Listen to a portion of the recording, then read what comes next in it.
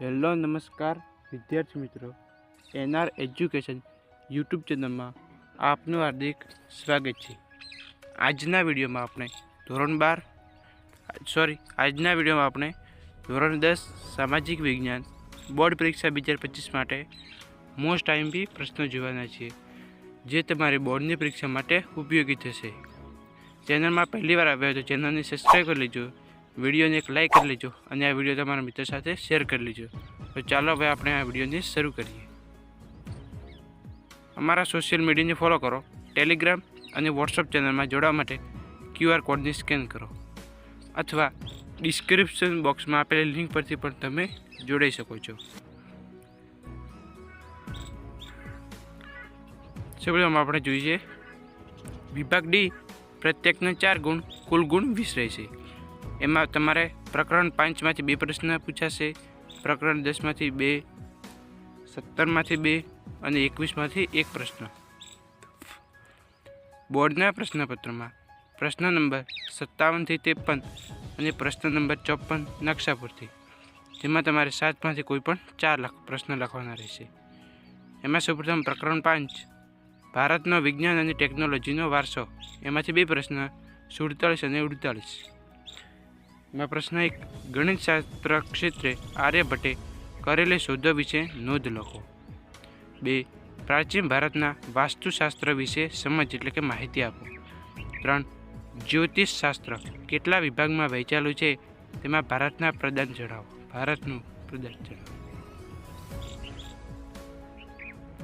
4, પ્રાચીન ભારતનું ધાતુ વિદ્યામાં પ્રદાન જણાવો। 5, પ્રાચીન ભારતે ખગોળ વિદ્યામાં આપેલું પ્રદાન જણાવો। 6, વૈદિક વિદ્યા અને શલ્ય ચિકિત્સામાં પ્રાચીન ભારતનું મહત્વ જણાવો।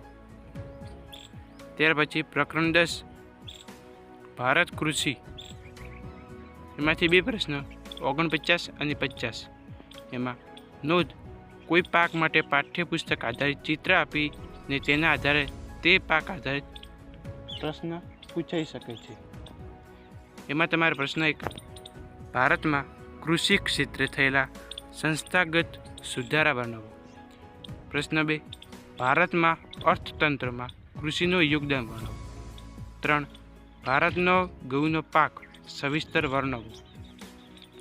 4, ડાંગરના પાક માટે કયા અનુકૂળ સંજોગો જરૂર છે તેનું નોંધપાત્ર ઉત્પાદન કરનાર રાજ્યોના નામ જણાવો। 5, હરિયાળી ક્રાંતિ વિશે નોંધ લખો। 6, કયા કારણોસર ભારતમાં કૃષિ ક્ષેત્રે પૂરતો વિકાસ સાધી શકાયો નથી। 17, આર્થિક સમસ્યાઓ અને પડકારો, ગરીબીની બેરોજગારી, એમાંથી 2 પ્રશ્ન 51 અને 52। એમાં પ્રશ્ન 1, ભારતમાં ગરીબી ઘટાડવાના મુખ્ય ઉપાયો તરીકે સરકારે અમલમાં મૂકેલ કૃષિ વિકાસ માટેના ગમે તે 5 કાર્યક્રમોની માહિતી આપો। પ્રશ્ન 2, બેરોજગારી ઘટાડવાના પ્રયાસ રૂપે સરકારી યોજનાઓનો અને કાર્યક્રમો સવિસ્તર સમજાવો। 3, જો ભારતમાં બેરોજગારી ઘટાડવી છે તો શ્રમિક શક્તિનું યોગ્ય આયોજન શ્રેષ્ઠ પુરવાર થઈ શકે છે, કેવી રીતે સમજાવો। 4, ભારતમાં ગરીબીના મૂળિયા શહેરો કરતાં ગ્રામ્ય વિસ્તારમાં ખૂબ ઊંડા છે, તે માટે જવાબદાર કારણો કયા ગણો છો। 5, મનરેગા કાર્યક્રમની સ્પષ્ટતા કરો। 5, બેરોજગારી એટલે શું, બેરોજગારીના 4 કારણો અને 4 અસરો। પ્રકરણ 21, સામાજિક પરિવર્તન, એમાંથી 1 પ્રશ્ન 53। પ્રશ્ન 1, વૃદ્ધોના રક્ષણ અને કલ્યાણ માટે સરકારે કઈ કઈ જોગવાઈઓ કરી છે। 2, ભારતમાં બાળ શ્રમિકોની માંગ વધુ હોવાના કારણો જણાવી તેને અટકાવવાના ઉપાયો જણાવો। 3, દિવ્યાંગ વિદ્યાર્થીઓને મળતી વિશિષ્ટ સવલતો જણાવો। 4, ભ્રષ્ટાચાર એટલે શું, ભ્રષ્ટાચાર ના થવાના સરકારી પ્રયાસો જણાવો। 5, બાળકોના મફત અને ફરજિયાત શિક્ષણના અધિકારની મુખ્ય જોગવાઈઓ જણાવો। ત્યાર પછી નકશા પૂરતી 4 ગુણ, એમાંથી 1 પ્રશ્ન 54। એમાં તમારે પ્રકરણ 8, જમીનના પ્રકારોનો પ્રદેશ, પ્રકરણ 9, વન્યજીવ અભયારણ્ય રાષ્ટ્રીય ઉદ્યાન, પ્રકરણ 10, પાક પકવતો પ્રદેશ, પ્રકરણ 13, ઉદ્યોગોનું એક કેન્દ્ર।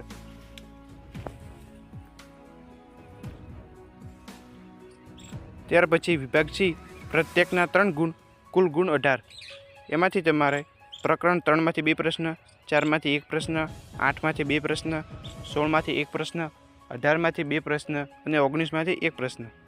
બોર્ડના પ્રશ્નપત્રમાં પ્રશ્ન નંબર 38થી 46 9માંથી કોઈ પણ 6 પ્રશ્ન લખવાના. એમાં પ્રકરણ 3 ભારતનો સાંસ્કૃતિક વારસો, શિલ્પ અને સ્થાપત્ય 2 પ્રશ્ન 38 અને 39. એમાં નોંધ આપેલી છે. પ્રશ્ન 38 આકૃતિ ચિત્ર પરથી પ્રશ્નના જવાબ આપો એવા પ્રશ્ન હશે. પ્રશ્ન 1 નીચેનું ચિત્ર જોઈને સવાલના જવાબ આપો.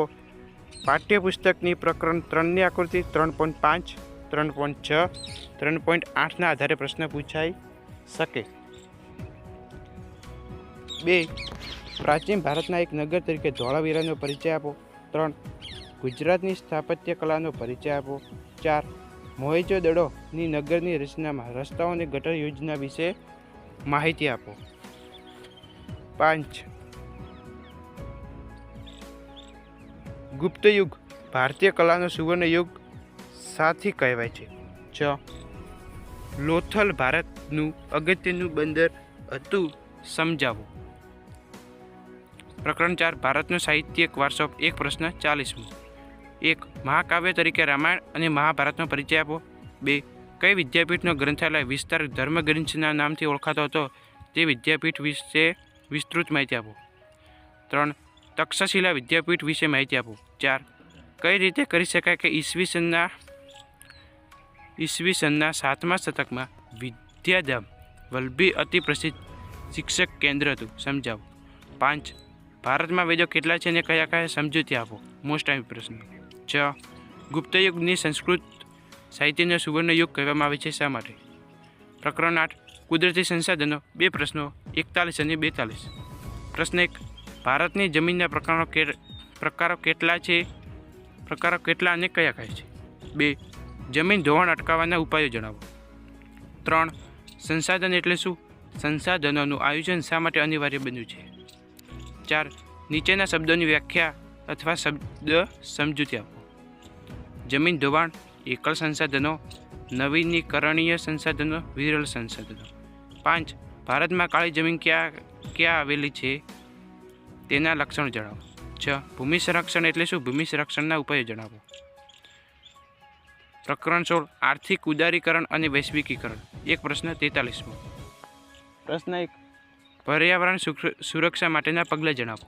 2 ઔદ્યોગિક નીતિમાં આર્થિક વિકાસને પોષક બને એવા આર્થિક સુધારા ઉદારીકરણ એટલે શું તેના લાભ અને ગેરલાભ જણાવો. 3 ખાનગીકરણ એટલે શું. ખાનગીકરણના લાભો જણાવો. 4 વિશ્વ વેપાર સંગઠન એટલે શું તેના ધ્યેયો જણાવો. 5 વૈશ્વિકીકરણ એટલે શું. વૈશ્વિકીકરણના લાભ અને ગેરલાભ. 6 ટકાઉ વિકાસની વ્યૂહરચના. પ્રકરણ 18 ભાવ વધારો અને ગ્રાહક જાગૃતિ 2 પ્રશ્ન 44 અને 45. નોંધ પ્રશ્ન નંબર 44માં સંસ્થાનો લોગો ચિહ્ન આપેલ હશે તેનું પૂરું નામ લખવાનું પૂછાઈ શકે. એમાં પ્રશ્ન 1 નીચે આપેલ ચિત્રોને ઓળખો અને તેના પૂરા નામ લખો. પાઠ્યપુસ્તકના પ્રકરણ 18ની આકૃતિ 18.5.2, 18.6, 18.8, 18.9, 18.10, 18.11, 18.12, 18.13. પ્રશ્ન 2 ગ્રાહકે ખરીદી કરતી વખતે શું કાળજી રાખવી જોઈએ. 3 ભાવ વધારો અથવા આર્થિક વિકાસમાં પોષક પણ છે અને અવરોધક પણ છે. વિધાન સમજાવો. 4 ગ્રાહકના અધિકારો અને ફરજો અંગે સમજૂતી. 5 ગ્રાહક સુરક્ષા અંતર્ગત કામ કરતી સંસ્થાઓને ફરિયાદ કોણ ક્યાં કરી શકે. ગ્રાહકને અન્યાય થાય તો તે સી રીતે ફરિયાદ કરી શકાય. 6 ગ્રાહકોને કયા કયા પ્રકારે શોષણ થાય છે. 19 માનવ વિકાસ 1 પ્રશ્ન 46. પ્રશ્ન 1 મહિલા સશક્તિકરણ એટલે શું તેના અવરોધક પરિબળો જણાવો. પ્રશ્ન 2 માનવ વિકાસ આંકમાં ભારત મધ્યમ વિકાસની રોળમાં છે તો તેને ઉચ્ચતમ મહુ શ્રેણીમાં લઈ જવા શું કરવું જોઈએ. પ્રશ્ન 3 ભારતમાં મહિલા સાથે કેવા પ્રકારે ભેદભાવ જોવા મળે છે. સ્ત્રી પુરુષોની અસમાનતાના કોઈ પણ 3 કારણો જણાવો. 4 માનવ વિકાસ આંકની ગણતરી કઈ રીતે કરાય છે. 5 ભારતમાં મહિલાઓ સાથે કેવા પ્રકારે ભેદભાવ જોવા મળે છે. સ્ત્રી પુરુષોની અસમાનતાના કોઈ પણ 3 કારણો જણાવો. 6 ભારતમાં સ્વાસ્થ્ય સુધારણા માટે થયેલી કામગીરી વર્ણવો. Thanks for watching. આ વિડીયો ગમે તો વિડીયોને લાઇક કરજો. ચેનલમાં પહેલી વાર આવે તો ચેનલને સબસ્ક્રાઈબ કરજો. અને આ વિડીયો તમારા મિત્રો સાથે શેર કરવાનું ભૂલતા નહીં. મારા સોશિયલ મીડિયાને ફોલો કરો. ટેલિગ્રામ અને વોટ્સઅપ ચેનલમાં જોડવા માટે QR કોડને સ્કેન કરો. તો મિત્રો, આજનો વિડીયો અહીંયા પૂરો કરીએ છીએ. મળીએ હવે નવા વિડીયોમાં. ત્યાં સુધી જય હિન્દ, જય ભારત.